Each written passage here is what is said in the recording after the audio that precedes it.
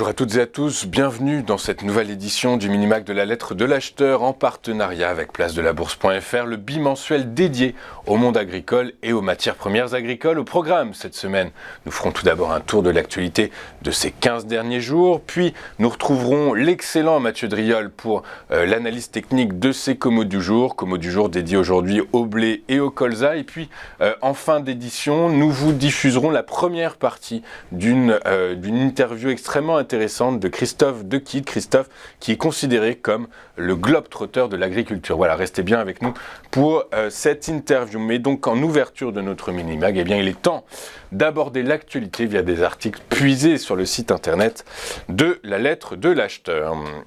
Le département américain de l'agriculture a estimé en début de semaine que 26% du blé d'hiver américain était dans un bon à excellent état, ce qui correspond à la qualité la plus basse pour cette période de l'année, et ce depuis 1989. La raison, une sécheresse prolongée, et c'est une nouvelle qui est plutôt alarmante dans la mesure où une mauvaise récolte du 5e exportateur mondial de denrées alimentaires de base rendrait le monde encore plus vulnérable aux pénuries, ce d'autant plus que l'avenir d'un accord permettant à l'Ukraine d'exporter ses céréales via la mer Noire est encore incertain. La Russie pourrait exporter une quantité record de céréales cette saison, environ 60 millions de tonnes, dont 50 millions de tonnes de blé, a déclaré lundi dernier un responsable local. La Russie est l'un des plus grands producteurs et exportateurs de céréales au monde. Le ministre de l'Agriculture, Dimitri Patrouchev, a déclaré la semaine dernière qu'il s'attendait à ce que la récolte russe de 2023 soit d'environ 123 millions de tonnes de céréales, dont 78 millions de tonnes de blé, soit environ un cinquième de moins que les volumes records de 2022. La production française d'abricots sera supérieure de 2% à celle de 2022 et de 16% par rapport à la moyenne quinquennale 2017-2021, a déclaré le chef du service fruits et légumes à la Chambre d'agriculture des Pyrénées-Orientales. La production française s'établirait ainsi à 125 000 tonnes, avec en tête le bassin Rhône-Alpes devant le Languedoc-Roussillon et la région PACA. Au niveau européen, la production, elle, reculerait de 7% pour s'établir à 500 000 tonnes, un niveau jugé équilibré par les experts, la production variant entre 400 000 et 650 000 tonnes au cours de la décennie écoulée. Ceci étant, une incertitude majeure plane cependant au-dessus de la production française, puisque de nombreux départements producteurs d'abricots sont confrontés à des arrêtés sécheresse, une problématique qui n'est pas spécifique à la France, l'Espagne étant elle aussi contrainte par la ressource. On va marquer donc une toute première pause dans cette édition du Minimac de la lettre de l'acheteur, et juste après, nous retrouverons donc en duplex Mathieu Driol pour la commo du jour. À tout de suite.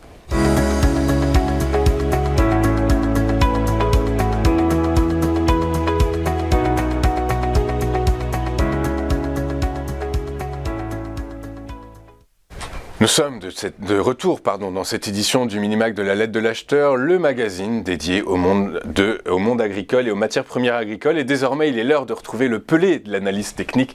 Pelé, pourquoi ? Parce que vous le savez certainement, mais c'est un Pelé rentré, le nom commun Pelé rentre au dictionnaire portugais, qualifiant tout projet, toute personne d'excellent, de super, de magnifique. Voilà, donc le Pelé de l'analyse technique, Mathieu Driol. Bonjour Mathieu.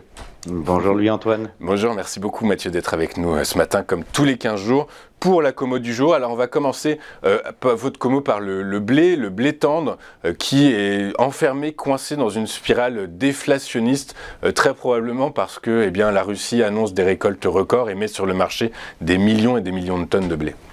Alors, je n'ai pas les tenants et les aboutissants, les causes. En tout cas, je constate effectivement que la zone qui était forte, qu'on avait cassée à 735, on réenchaîne une nouvelle patte de baisse et on enfonce maintenant la moyenne mobile à 200 semaines qui était support des cours depuis 2020. C'est un signe de relative faiblesse qu'on sera sous le le niveau d'accélération à 677. On a un potentiel de retour aux alentours des 600, 592,25 si je veux être précis, et le support un peu plus fort à 565,50. Alors pour retrouver un petit peu d'allant haussier, quelque chose de plus dynamique, mais il faudra construire probablement une figure de retournement. On en a de deux types par rapport à ces configurations. Soit en fait on vient s'écraser très rapidement sur cette zone de support et on rebondit immédiatement pour effectuer une sorte de piège, un bear trap. Vous avez vraiment une sorte de climax, un excès baissier et vous réintégrez immédiatement les précédentes zones d'évolution. Ça, c'est une première phase possible. Après, ça sera des figures plutôt de type retournement progressif, en double, en triple creux, en tête-épaule, des choses comme cela. Pour l'instant, c'est effectivement un signe de faiblesse sur le blé américain qu'on n'a pas encore, par contre, sur les céréales européennes. J'y reviendrai peut-être dans 15 jours en fonction de l'évolution. Écoutez, on a hâte de vous réentendre dans 15 jours sur ce point-là. On va poursuivre avec le colza qui semble être coincé dans la même configuration. À la différence, lui, il a cassé sa moyenne il y a déjà longtemps et en fait, il se stabilise pour l'instant. On voit bien que le support à 420, qui a été testé brièvement il y a quelques semaines de cela, a provoqué effectivement cette phase de pause, cette phase d'évolution entre donc le support à 420 et la zone de résistance aux alentours des 500, 494,50 si je veux être précis là aussi. Donc pour l'instant, on est sur une phase d'équilibre entre acheteurs et vendeurs. Qui se regardent. On a beaucoup de mouvements assez forts sur un horizon de temps journalier, mais ces mouvements pour l'instant ne provoquent pas de réelle tendance ou de retournement. Pour assister à un signe de force, il faudrait franchir 494,50. C'est toujours possible au vu de la configuration de marché, de la très forte survente à moyen terme. On vient de très très haut et on est tombé un petit peu comme une pierre. Ça signifierait ce signal au-dessus de 500. Un retour assez rapide probablement, vu la volatilité des marchés agricoles en direction du sommet précédent à 570, grosso modo. En tout cas, tant que 420 reste support, on est sur une matière première qui montre plutôt de la résilience, en tout cas qui n'a pas une velléité de baisse très importante. Ok, donc effectivement la configuration technique n'a rien à voir avec celle que l'on a vue précédemment sur le blé. Merci beaucoup Mathieu Driol, analyste senior chez Day by Day, qui nous accompagne dans le mini-mag de l'acheteur tous les 15 jours. Voilà, de notre côté on va marquer une rapide courte page de publicité. Juste après nous vous diffuserons comme promis l'interview de Christophe de Kidd, qui est considéré comme le globe-trotter de l'agriculture. Une interview qui se divisera en deux parties. La première sera dédiée à un aspect plus international. Le second, qui vous sera diffusé dans 15 jours, sera dédié à un aspect plus local, plus français, lié à la transition agricole. Voilà, je vous souhaite pour ma part donc une excellente journée, un très bon week-end. Cette interview a été enregistrée mercredi dernier et je vous souhaite d'y goûter particulièrement. Très bonne journée sur TV Finance.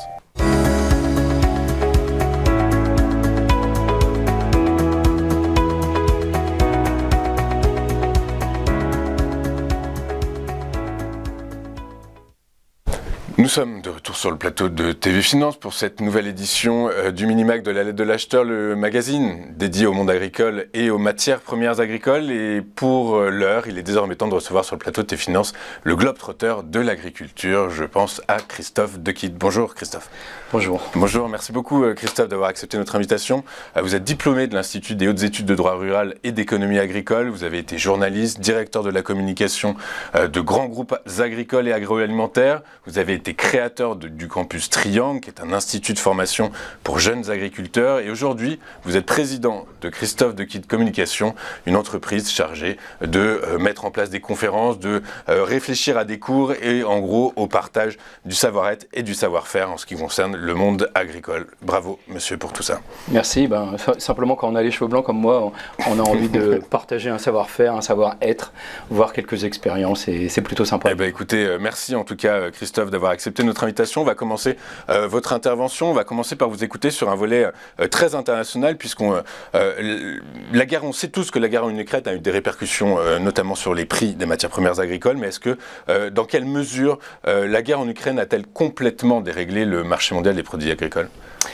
Alors, est-ce que c'est complètement déréglé ? Vraisemblablement pas, mais ça l'a très fortement perturbé. C'est assez simple à comprendre. Vous avez un principe en économie que tous nos auditeurs connaissent parfaitement, c'est l'offre et la demande. On a une offre aujourd'hui sur les produits agricoles mondiaux qui est sensiblement égale à la demande d'année en année, avec des productions qui sont exponentielles. C'est-à-dire que ça n'arrête pas de monter. Si on prend la culture de blé, mais vous pouvez prendre aussi bien les productions animales que la production végétale, il y a plus d'individus sur Terre, et il y en a de plus en plus qui peuvent mieux manger. On a 1 milliard de gens sur Terre aujourd'hui qui ne mangent pas leur faim, mais on a 2,5 à 3 milliards qui peuvent s'offrir de la bière, du pain, etc. Et on en aura demain plus de 50% de la population qui pourra faire ce genre de choses. Donc le trend est toujours vers la hausse et va se poursuivre. Alors qu'est-ce qui s'est passé en Ukraine et en Russie ? La Russie a attaqué le 24 février, comme tout le monde le sait, et c'est pas par hasard. Elle a attaqué à un moment donné où globalement le marché est le plus fragilisé, c'est-à-dire qu'il y a le moins de stock possible, et notamment sur les céréales. C'est-à-dire que M. Poutine savait parfaitement qu'en attaquant l'Ukraine, qui fait partie des 10 premiers producteurs du monde, mais qui ne représente que 3% de la production mondiale. Par contre, elle représente 10% des exports. Donc sur un marché qui était très déséquilibré. Équilibré plutôt. Équilibré, déséquilibré par la force des choses. Et elle a été déséquilibrée parce qu'on lui a enlevé 10% de cette production qui était capable d'aller nourrir les 60 à 70 pays, notamment africains et asiatiques, qui ont besoin de ce blé. Alors est-ce que ça va durer ? Bien sûr, ça va durer. Ça va durer simplement parce que vous n'êtes pas sans savoir que les Russes non seulement font la guerre, mais en plus ils laissent derrière eux des petites choses qu'on appelle les mines. On a entendu récemment parler de 40% du territoire ukrainien qui était miné. Donc on a dit qu'il y avait à peu près 10 ans avant de déminer, exactement. Ça veut dire que les Ukrainiens avaient de la camelote aujourd'hui, et notamment du blé, et du blé ou du tournesol. Je vous rappelle que le tournesol en Ukraine, ça représente 70% de la production mondiale. Donc, ils ne peuvent plus cultiver.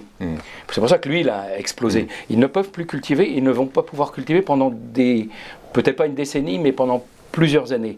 Donc les stocks qu'ils avaient depuis 2 ans, il a bien fallu qu'ils financent un petit peu et qu'ils les liquident. Et qu'est-ce qu'ils ont fait ? Puisqu'ils ne pouvaient pas prendre la mer, ils ont pris le train, ils ont pris les routes, et ils ont envahi la Pologne, la Hongrie, des pays européens. Et on sait que ça a fait un clash, ces pays-là ont un petit peu réagi, de se voir envahir par les céréales ukrainiennes, qui n'avaient pas d'autre choix, quoi. Je vous rappelle aussi une petite anecdote. Mes copains agriculteurs ukrainiens travaillent la nuit comme les agriculteurs français, et le grand jeu des Russes, c'est de pouvoir cibler un tracteur avec de la lumière. La nuit, vous avez forcément de la lumière, et il y a eu plusieurs morts et plusieurs tracteurs qui ont disparu à cause de drones, effectivement. De drones russes, alors, en tout cas, effectivement, sont jamais. De toute façon, une guerre, c'est quelque angle que ce soit, quelque angle on l'analyse, ça reste de toute façon dramatique. Justement, dans cette logique de sécurité, mais là, c'est plutôt de sécurité alimentaire, pour préserver sa souveraineté alimentaire, est-ce que l'Europe doit s'affranchir de certaines contraintes environnementales pour augmenter la production agricole des 27, selon vous ?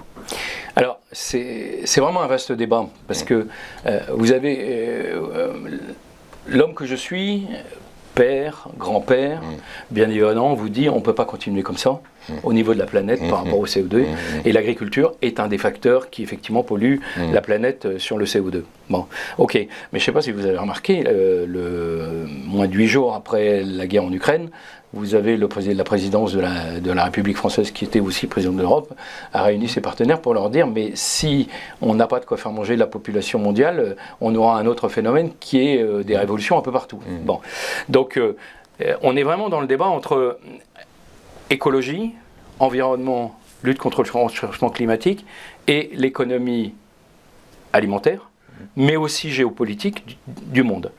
Donc le tout c'était de nouvelles donnes qu'on n'avait pas, et ce fameux Green Deal dont l'Europe s'était targuée de pouvoir mettre en place, qui est quelque chose de remarquable. Vous êtes pour 2019, le Green Deal, je crois, décembre 2019, on le vote. Il y a eu récemment, le 18 avril, le Parlement européen a voté 5 règles majeures du Green Deal pour réduire les émissions de carbone. On est sur la bonne route, selon vous, malgré justement toujours ces contraintes géopolitiques ? Alors, Alors, on est sur la bonne route à partir du moment où on ne fait pas de la politique quand on fait ce genre de choses. C'est-à-dire qu'on est réaliste aussi par rapport aux gens qui produisent. Les politiques que nous rencontrons, nous les agroéconomistes, lorsque vous parlez des répercussions économiques et financières de ce Green Deal, bottent toujours en touche. Parce qu'elles sont... Pourquoi ? Quel que soit le prix. Vous avez entendu ça pour le Covid, etc. Ils sont dans le même schéma, quel que soit le prix. Et c'est peut-être la bonne solution. Mais par contre, nous avons étudié, et des syndicats, etc. ont étudié, c'est entre moins 10 et moins 25% de production en Europe. Pour atteindre la neutralité carbone en 2050. Pour atteindre la neutralité carbone et pour faire ce fameux Green Deal. Okay. Est-ce qu'on peut se le permettre ? Ça, c'est la première chose. Chacun a sa libre appréciation. La deuxième chose, est-ce que dans un monde où vous avez une personnalité qui en a fait une arme quasiment atomique, Poutine en l'occurrence, est-ce qu'on peut se permettre, nous, de nous déshabiller pour que demain, il nous affame ? Est-ce que les Français sont prêts demain, effectivement, à ne plus avoir sur l'étal de marché un certain nombre de choses ? Puis je vous rappelle que dans le Green Deal, il y a un certain nombre de choses qu'on appelle les cultures orphelines, c'est-à-dire qu'on ne pourra plus cultiver en Europe un certain nombre de productions, simplement parce qu'on n'a pas de quoi les traiter, on n'a pas le droit, on n'a pas la possibilité de les produire correctement. Donc, est-ce qu'on peut faire ça ? Mais selon vous, justement, vous posez de bonnes questions, est-ce qu'on peut faire ça ? C'est-à-dire déshabiller l'agriculteur français pour nourrir l'Européen, voire le consommateur mondial. Alors pour moi, c'est bien évidemment une hérésie. Ouais. C'est une hérésie parce que le français, mais aussi l'Européen, est toujours le même. C'est-à-dire, oui, il faut faire, mais il ne fait pas. Alors, vous avez un exemple merveilleux qui est le bio. Le bio, merveilleux.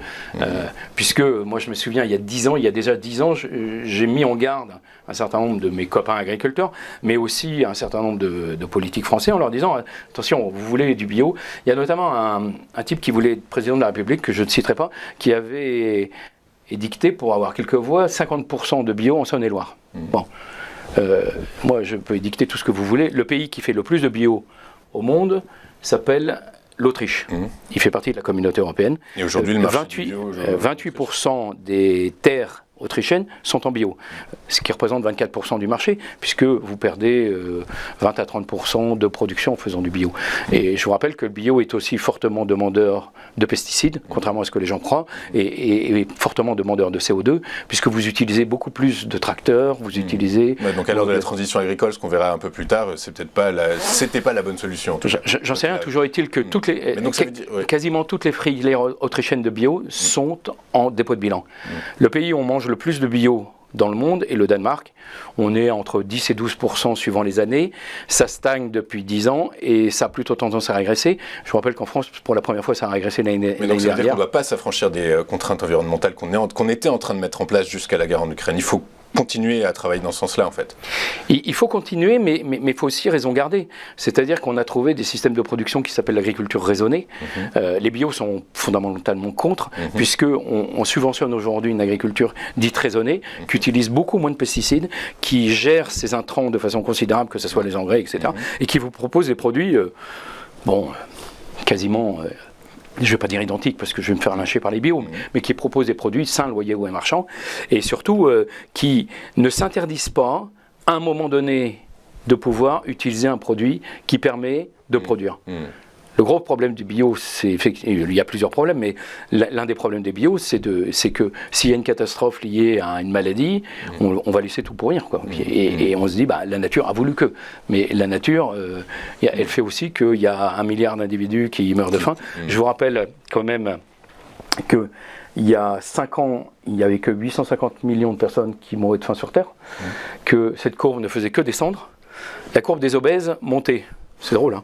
La courbe elle s'est creusée en 2016 et aujourd'hui on a 1,6 milliard d'obèses dans le monde et on avait 850 personnes qui mouraient de faim ou qui avaient des problèmes.